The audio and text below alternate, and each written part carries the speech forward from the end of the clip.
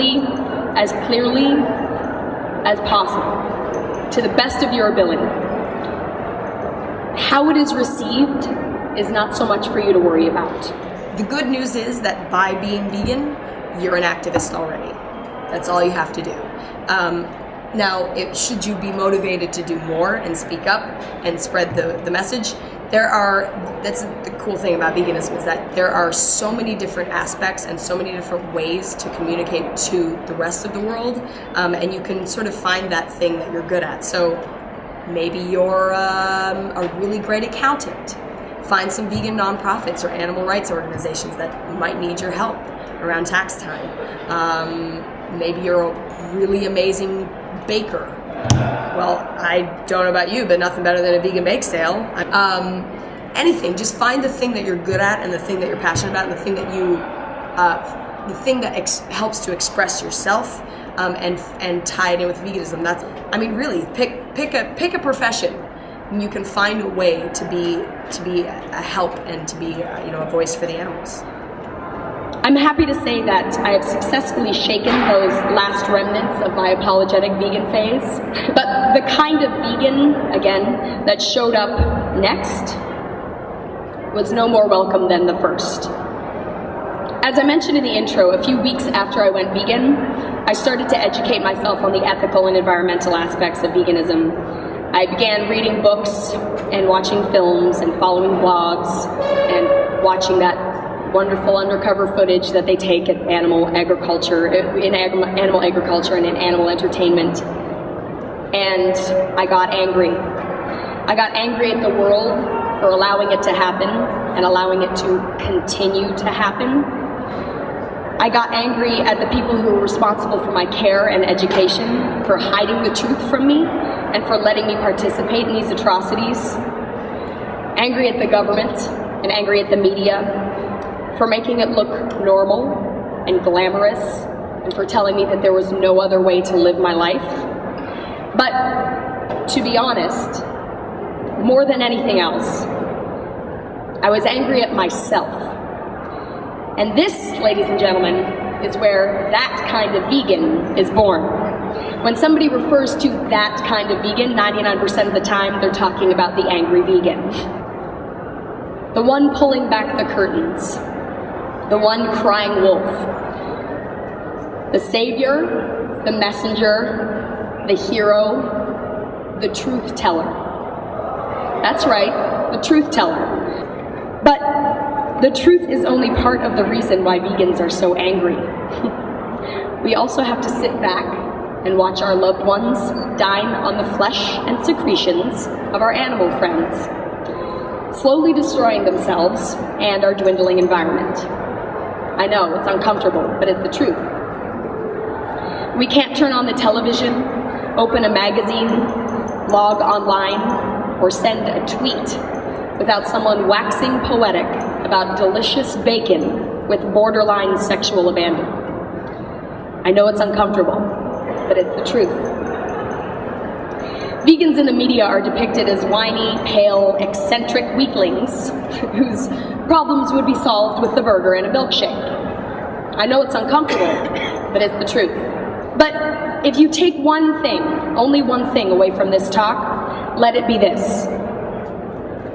Though there are more and less effective ways to speak your truth, the truth nonetheless remains. We're not talking about propaganda or a hidden agenda or the crazed ravings of a lunatic here, folks. The fact that the truth is horrific and brutal and shamefully unnecessary does not stop it from being the truth. And the truth is not a soundbite, it's not a bumper sticker, and it's not a button on a backpack. The truth in this instance is heavy, with far-reaching consequences.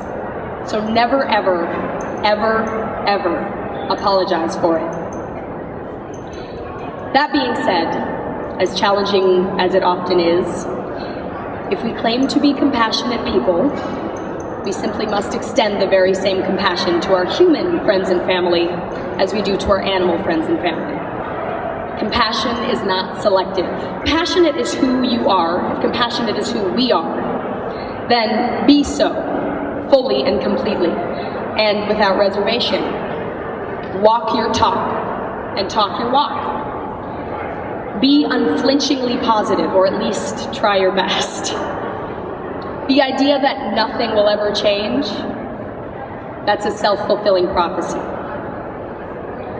Drop it. Reflect on the time that you didn't know any better, and have faith that people like you want to learn and want to change. Though it's easier always to blame another, whether that be group or individual, I suggest to you something kind of radical.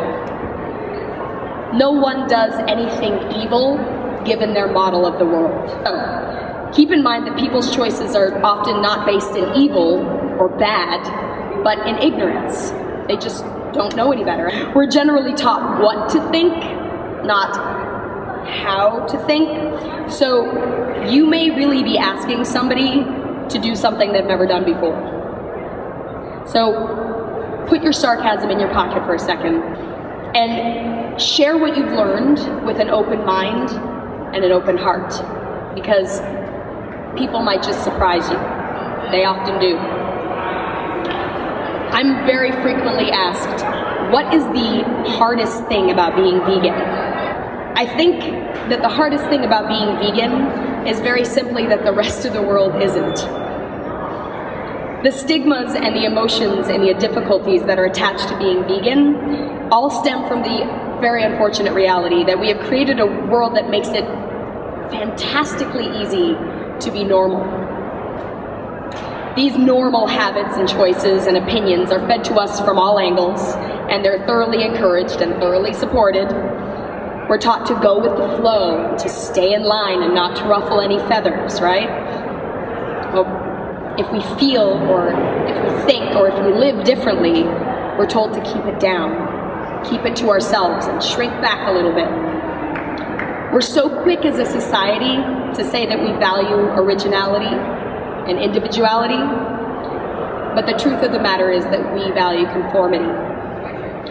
So sure, it's a lot easier not to be different, true, but at what cost? And I ask you this, and I ask myself this every day. If the whole world followed you, would you be happy with where you took it? So be proud, and be confident, and be empowered and stay informed. Read books, and follow blogs, and Twitter, and all those social media sites. They're there for a reason. And educate yourself. Be ready and be willing to be a guide and a cheerleader and a support system, all in one joyful, compassionate package. One of the amazing things about veganism is that it can be approached by so many angles. So each of these angles is sure to enlighten somebody out there, whether it's your friends, your family, or a total stranger. Find what works for you, what works for them, and never, ever, ever give up. Remember this: nothing breeds fairness faster than visibility. Be a messenger, be a savior, and be a hero. Be a voice for those who don't have a voice.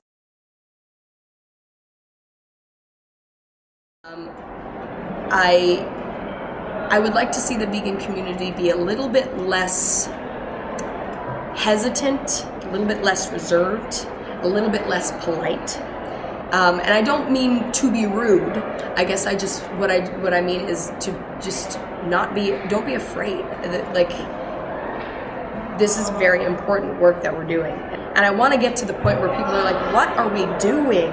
What is this thing that we're participating in? And why, ask questions and really get down, get dirty, get nitty gritty with it, really understand what it's about. And because that's the only way that we're going to break through. So I'm currently a vegetarian, and listening to her speech, I thought it was very inspiring, and I'm not sure, but it definitely pushed me towards the direction of veganism. I have a lot of vegan tendencies, but I've just kind of been a little shy there, but I think she's definitely given me more of a reason to become very vegan. empowering and motivating, and I feel like she made a good point about how vegans should really feel empowered. But definitely when I get out of college, I want to be vegan. More meatless so mad. Monday, meatless Tuesday, meatless Wednesday. Meatless every day, more vegan options. When she said that at first she was so shy to talk about her being a vegan, I think I am like that right now. So I don't want to offend the people around me that I'm a vegan. So whenever we are like in a dinner and I'm the only vegan there, I try not to offend the people who are eating meat. So hearing from her talk, like it's time for me to to start talking.